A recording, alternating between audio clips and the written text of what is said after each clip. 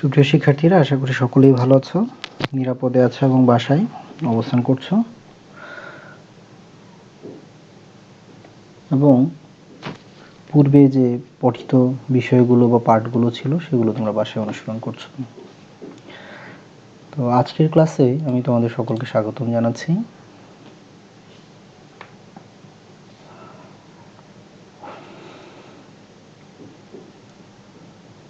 তো আজকের পাঠ পরিচিতি ফিন্যান্স ও ব্যাংকিং শ্রেণী 10ম অধ্যায় 13 অর্থাৎ কেন্দ্রীয় ব্যাংক নিয়ে আমরা আজকে আলোচনা করব। তাহলে এটি তোমাদের পাঠ্য বইয়ে কি রয়েছে, সন্নিবেশিত রয়েছে। তো তোমরা জানো সকলেই, মূলত এখানে 3টি ভবনের মধ্যে এই ভবনটি হচ্ছে কেন্দ্রীয় ব্যাংক, অর্থাৎ কেন্দ্রীয় ব্যাংকের আরেকটি নাম বা অন্য নামেও তাকে অভিহিত করা হয়, সেটি হচ্ছে বাংলাদেশ ব্যাংক।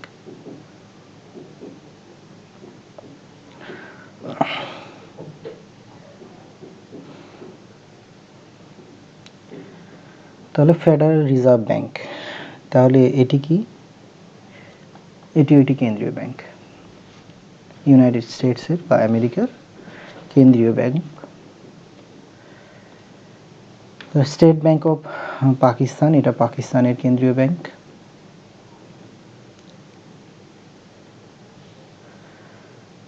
তাহলে আমরা আজকে মূলত কেন্দ্রীয় ব্যাংক এবং কেন্দ্রীয় ব্যাংক সম্পর্কিত তথ্যসমূহ নিয়ে আলোচনা করব।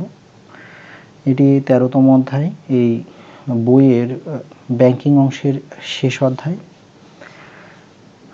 এই অধ্যায় আলোচনার পরেই আমি অন্যান্য গুরুত্বপূর্ণ অধ্যায়গুলো পুনরালোচনা করব।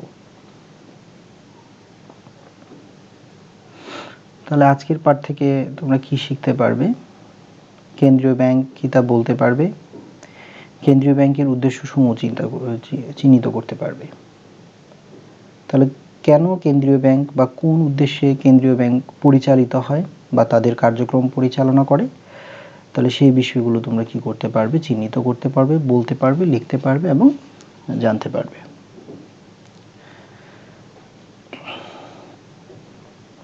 তাহলে এটি তোমরা দেখেছো কিছুক্ষণ আগে, কেন্দ্রীয় ব্যাংক।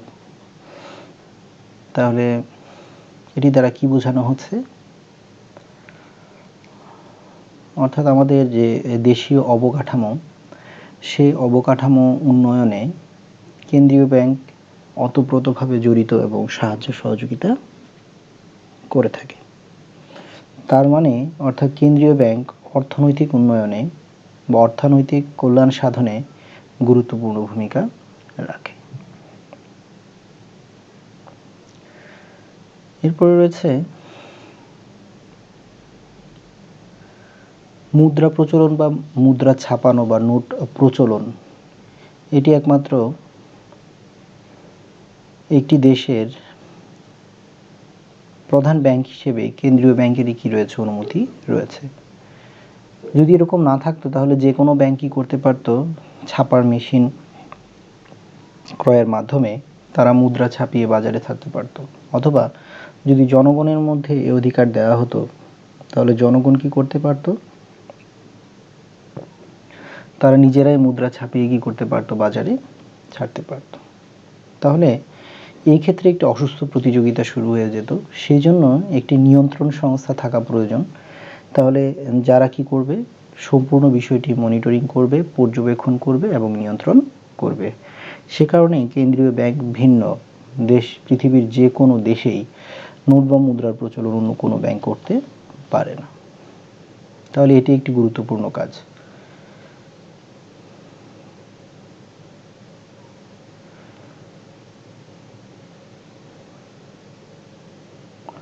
তাহলে কেন্দ্রীয় ব্যাংক আরেকটি বিষয় করে, সেটি হচ্ছে যে কেন্দ্রীয় ব্যাংক সোনালী ব্যাংক হিসেবেই, সোনালী ব্যাংক কেন্দ্রীয় ব্যাংক হিসেবে কি হতে পরিচালিত হয়। তারা অর্থ ও ঋণ কি করে? প্রদান করে এবং ঋণ নিয়ন্ত্রণ করে। তাদের আরও কিছু কাজ রয়েছে, তার মধ্যে একটি রয়েছে কি অর্থ ও ঋণ প্রদান করে। তারা অর্থ ঋণ হিসেবে প্রদান করে এবং ঋণ নিয়ন্ত্রণ করে থাকে। তাহলে এটার আগে যদি আমরা যাই, আসলে কেন্দ্রীয় ব্যাংক কি বা কাকে বলে, এ সম্পর্কিত বিভিন্ন মনীষী আসলে কি করেছেন? বিভিন্ন ধরনের সংজ্ঞার মাধ্যমে কেন্দ্রীয় ব্যাংককে কী করেছেন, সংজ্ঞায়িত করার চেষ্টা করেছেন। তবে মূলত সপ্তদশ শতাব্দীর মাঝে পৃথিবীর বিভিন্ন স্থানে বিভিন্ন প্রকার ব্যাংকের আবির্ভাব হয় মুদ্রা বাজার নিয়ন্ত্রণের একটা প্রয়োজনীয়তা দেখা দেয়। তাহলে ব্যাংকগুলো তাদের নিজস্ব নিয়ম নীতিতে কী হতো, পরিচালিত হতো। তাহলে একটি দেশে, একটি পরিমণ্ডলে, একটি ভূমণ্ডলে যে সকল ব্যাংক রয়েছে তাদের অবশ্যই কী হতে হবে, একটি নীতিমালায় পরিচালিত হতে হবে। তাহলে সে উদ্দেশ্যেই কি কেন্দ্রীয় ব্যাংক প্রতিষ্ঠিত এবং পরিচালিত হয়। তাহলে অর্থব্যবস্থার নিয়ন্ত্রক হিসেবে কেন্দ্রীয় ব্যাংক কী করে, জন্ম লাভ করে। কারণ তারা কি করবে, অর্থ সংক্রান্ত সকল কাজগুলো কি করবে, পর্যবেক্ষণ করবে, প্রয়োজন হলে নিয়ন্ত্রণমূলক ব্যবস্থা গ্রহণ করবে। তাহলে একটি দেশের পরিমণ্ডলে, ভূমণ্ডলে বা ভূখণ্ডের ভিতরে যে সকল অন্যান্য ব্যাংক থাকবে, বাণিজ্যিক ব্যাংক বা বিশেষায়িত ব্যাংক, সকল ব্যাংকে একটি দিক নির্দেশনা দেওয়ার মাধ্যমে সঠিকভাবে কেন্দ্রীয় ব্যাংক পরিচালিত করবে। তাহলে অধ্যাপক সিয়ার্সের মতে কেন্দ্রীয় ব্যাংক সরকারের এমন একটি প্রতিষ্ঠান যা সরকারের অধিকাংশ অর্থনৈতিক কার্যাবলী সম্পাদন করে।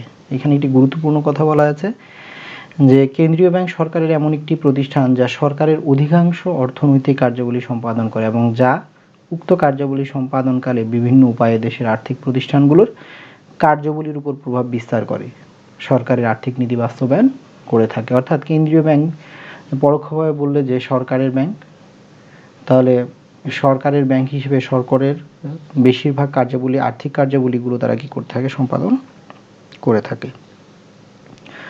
অধ্যাপক কিচস ও এলকিনের মতে কোনো দেশের সার্বিক অর্থনৈতিক উন্নয়নের লক্ষ্যে রাষ্ট্রের কর্তৃত্ব থেকে সে দেশের মূল্যস্তর ও অর্থনৈতিক ভারসাম্য রক্ষাকারী ব্যাংকিং প্রতিষ্ঠানই হলো কেন্দ্রীয় ব্যাংক। তাহলে কেন্দ্রীয় ব্যাংকে রাষ্ট্রের কর্তৃত্ব, সে সাথে দেশের মূল্যস্তর ও অর্থনৈতিক ভারসাম্য রক্ষা করার জন্য কি করা হয়েছে, প্রতিষ্ঠিত করা হয়েছে। ডক্টর এস এন সেনের মতে কেন্দ্রীয় ব্যাংক হচ্ছে ব্যাংকিং সমাজের নেতা, রাজা ও সূর্য সবকিছুই। নেতার মতো ব্যাংকিং রাজত্ব শাসন করে এবং সূর্যের মতো অর্থ মুদ্রা বাজার জগতে আলো শক্তি দেয়। অর্থাৎ একটি পরিবারের পিতা বা মাতা কি থাকেন, কোনো কোনো সমাজে পিতৃতান্ত্রিক পরিবার এবং কোনো কোনো সমাজে মাতৃতান্ত্রিক পরিবার থাকে। তাহলে পিতা বা মাতা প্রধান হিসেবে কি করে থাকেন, পরিবারটিকে সুষ্ঠু সুশৃঙ্খলভাবে পরিচালনার জন্য সকল ধরনের ব্যবস্থা গ্রহণ করে থাকেন। কিছু নিয়ম অনুশাসন তারা নিজেরাই তৈরি করে থাকেন, যে নিয়ম এবং অনুশাসনের মধ্যে পরিবারের সদস্যজন কী করে থাকে, জীবনযাপন করে থাকে। তাহলে যদি কোনো নিয়ন্ত্রণ কর্তা না থাকতো তাহলে সেই পরিবারটি কখনোই কোনো সময় সফলভাবে, সুস্থভাবে, সঠিকভাবে পরিচালিত হতে পারতো না। তেমনি একটি দেশের বাণিজ্যিক ব্যাংক, বিশেষায়িত ব্যাংকগুলোকে নিয়ন্ত্রণ করার জন্য এবং সঠিকভাবে পরিচালনা করার জন্য একটি প্রধান ব্যাংক থাকা জরুরি এবং সেটি হচ্ছে কেন্দ্রীয় ব্যাংক বা সোনালী ব্যাংক। তাহলে কেন্দ্রীয় ব্যাংকের উদ্দেশ্যগুলো কি কি, তারা কোন উদ্দেশ্য, কেন বা কি কারণে ব্যাংকিং কার্যক্রম পরিচালনা করে থাকে। তো এর মধ্যে অন্যতম একটি হলো বলিষ্ঠ মুদ্রা বাজার।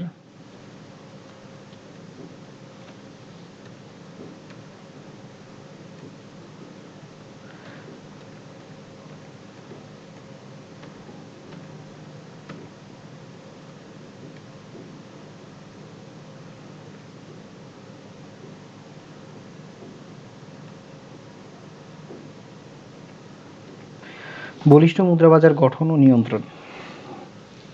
তাহলে কেন্দ্রীয় ব্যাংকের অন্যতম উদ্দেশ্য হলো সুসংগঠিত মুদ্রা বাজার গঠন, পরিচালনা, নিয়ন্ত্রণ করা।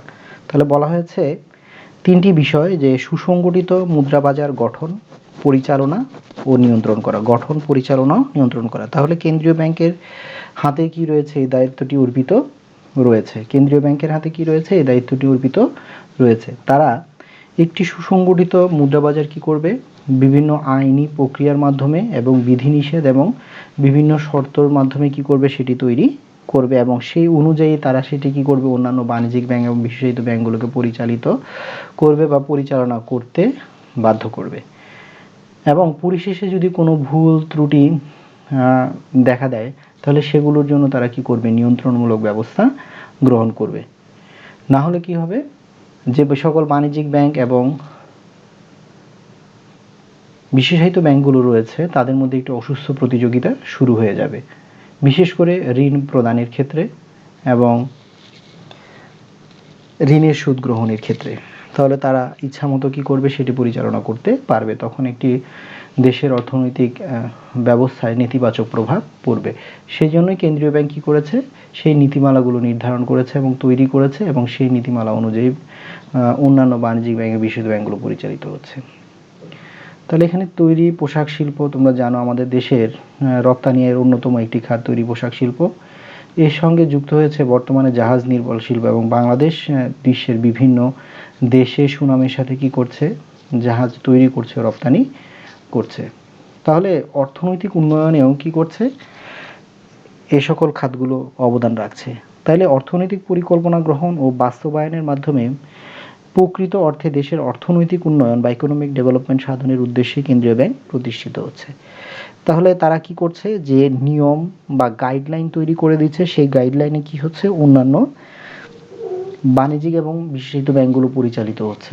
তাহলে এই যে বিশাল আকারের হাজার হাজার কোটি টাকার একটি শিল্প তৈরি হয়েছে, সেটির জন্য কিন্তু অর্থায়ন বা মূলধনের প্রয়োজন। তাহলে বাণিজ্যিক ব্যাংকগুলো কি করে থাকে, এই বৃহৎ আকারের ঋণ প্রদানের মাধ্যমে তাদেরকে মূলধন গঠনে এবং শিল্প উন্নয়নে বা অর্থনৈতিক উন্নয়নে অবদান রাখার জন্য সাহায্য করে থাকে। তাহলে এই ক্ষেত্রে কেন্দ্রীয় ব্যাংকের তৈরি করা নীতিমালা অনুসরণ করে বাণিজ্যিক ব্যাংকগুলো কি করে থাকে, এই সকল শিল্পক্ষেত্রে ঋণ প্রদান করে এবং অর্থনৈতিক উন্নয়নে ভূমিকা রাখে।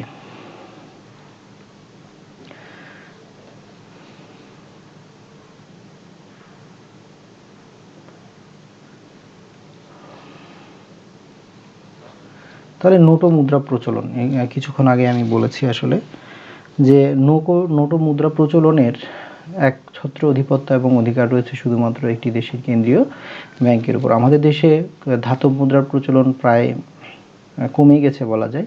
এখানে বিভিন্ন ধরনের মুদ্রা রয়েছে, হয়তো অনেক মুদ্রাগুলো তোমরা দেখোনি। আমরা দেখেছি যেমন 5 পয়সা, 10 পয়সা, 25 পয়সা, 50 পয়সা, 1 টাকা।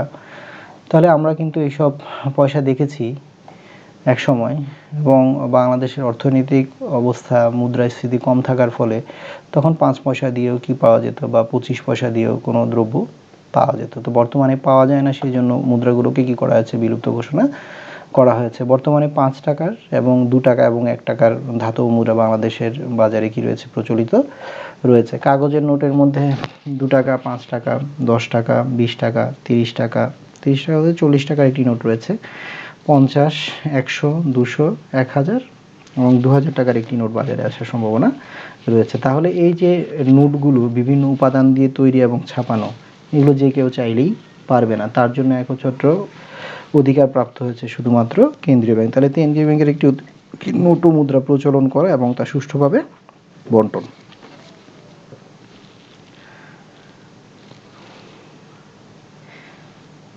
এরপরে রয়েছে যে বৈদেশিক মুদ্রা নিয়ন্ত্রণ।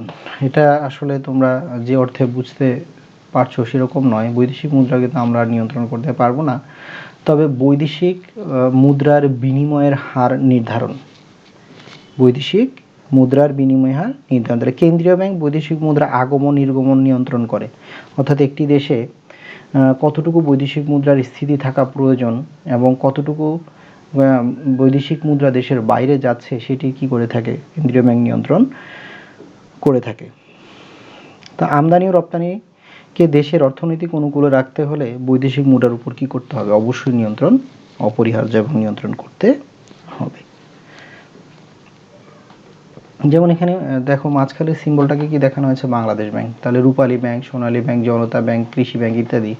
তাহলে এই সকল ব্যাংকের ব্যাংকার, কেন সকল ব্যাংকের ব্যাংকার বলা হয়েছে, কারণ মুরব্বী বা প্রধান ব্যাংক হিসেবে বলা হয়ে থাকে, একটা পরিবারের মতোই প্রধান হিসেবে। কারণ সকল নির্দেশনা গুলো কোথা থেকে আসে, কেন্দ্রীয় ব্যাংক থেকে আসে। কেন্দ্রীয় ব্যাংকের নীতিমালা, গাইডলাইন বা বলা যায় পরিচালন নীতির মাধ্যমে কি হয়ে থাকে, অন্যান্য সকল প্রকার ব্যাংকিং সিস্টেম কাজ করে থাকে। তাহলে তারা কাকে ফলো করবে বা অনুসরণ করবে, বা কার গাইডলাইন অনুযায়ী তাদের ব্যাংকিং কার্যক্রম পরিচালনা করবে, কেন্দ্রীয় ব্যাংকের। এই জন্যই বলা হয়েছে যে কেন্দ্রীয় ব্যাংকের সকল ব্যাংকের ব্যাংকার বা মুরব্বী। তাহলে এই সব ব্যাংকের নির্দিষ্ট নীতিমালা অনুসরণের মাধ্যমেই অন্যান্য ব্যাংকগুলো কি করে থাকে, তাদের ব্যাংকিং কার্যক্রম পরিচালনা করা হয়ে থাকে। এই জন্যই বলা হয়েছে সকল ব্যাংকের ব্যাংকার, কেন্দ্রীয় ব্যাংকে বলা হয়েছে সকল ব্যাংকের ব্যাংকার। এরপর রয়েছে সরকারের পরামর্শদান। তাহলে বিভিন্ন সময় আমি বলেছি যে সরকারকে কি করে থাকে, তারা পরামর্শ দিয়ে থাকে। সরকারকে বিভিন্ন কাজে বিভিন্ন প্রকল্প নির্ধারণে কেন্দ্রীয় ব্যাংক সেগুলো মনিটরিং করে কি থাকে, সেসব প্রকল্প সম্পর্কে পজিটিভ পরামর্শ দিয়ে থাকে, নেগেটিভিটিগুলো তুলে ধরে। তাহলে সরকারের পরামর্শক হিসেবেও কি করে কেন্দ্রীয় ব্যাংক কাজ করে। যেহেতু বলা হয়েছিল যে একটি সংজ্ঞাতে, যে অধ্যাপক সিয়ার্সের মতে বলা হয়েছে যে সরকারের অধিকাংশ অর্থনৈতিক কার্যাবলী সম্পাদন করে, কেন্দ্রীয় ব্যাংক সরকারের অধিকাংশ অর্থনৈতিক কার্যাবলী সম্পাদন করে। তাহলে এই ক্ষেত্রে সরকারকে তাহলে তারা পরামর্শ দিতেই পারে এবং সঠিকভাবে সেটি পরিচালনার জন্য।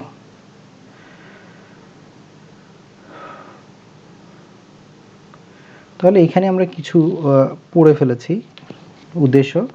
তাহলে অর্থনৈতিক উন্নয়ন আমরা পড়েছি, নোট মুদ্রার প্রচলন পড়েছি, বৈদেশিক মুদ্রার নিয়ন্ত্রণ পড়েছি, দেশের মুদ্রার মান নিয়ন্ত্রণ।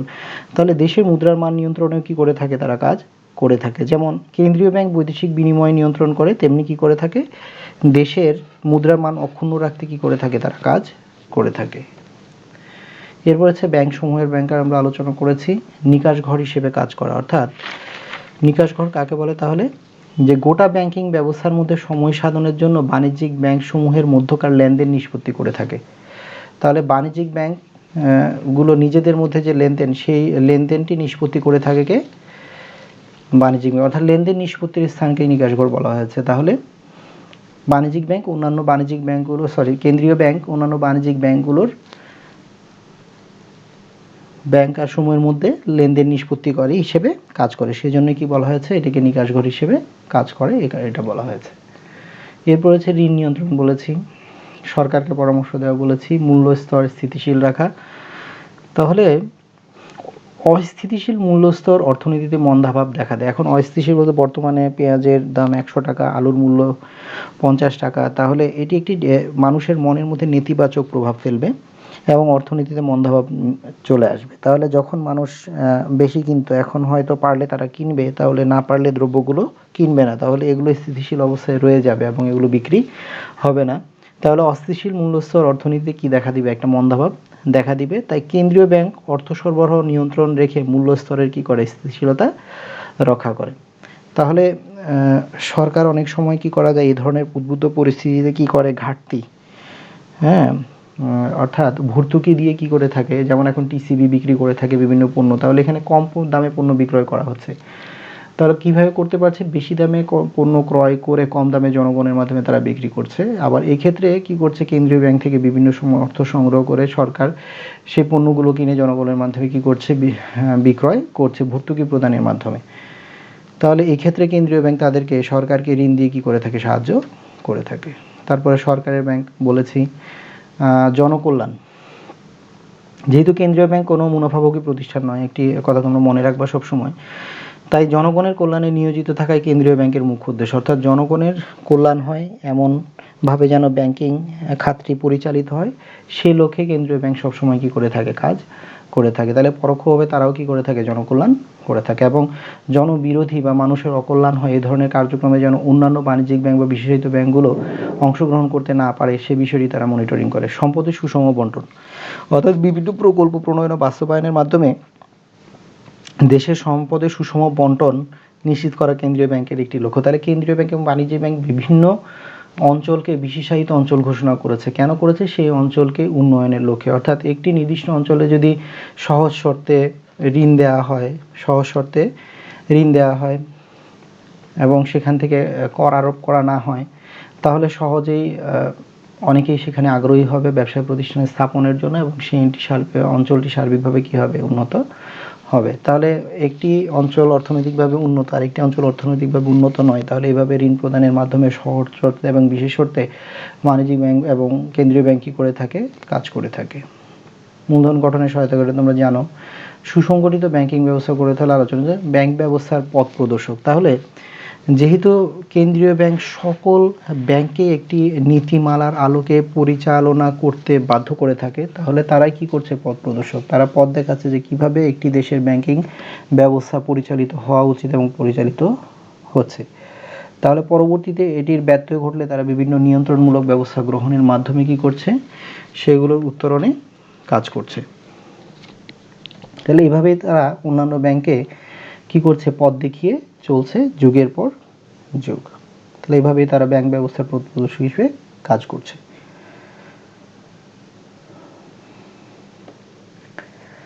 তো আশা করি তোমরা সবাই আজকের যে আলোচনা সেটি বুঝতে পেরেছ। বিশেষ করে এই অধ্যায়টি কম আলোচনা করা হয়েছে, সে কারণে পুনঃ আলোচনা করা হলো এবং খুব দ্রুতই আমরা এটা শেষ করব। তো তোমরা এই পাঠটি বাসায় অনুশীলন করবে এবং পরবর্তী ক্লাসে আমি একটি অন্য পাঠ নিয়ে তোমাদের সামনে হাজির হব। ততদিন ভালো থাকবে, সুস্থ থাকবে এবং বাসায় অবস্থান করবে এবং পড়ালেখা চালিয়ে যাবে। তো সকলকে ধন্যবাদ।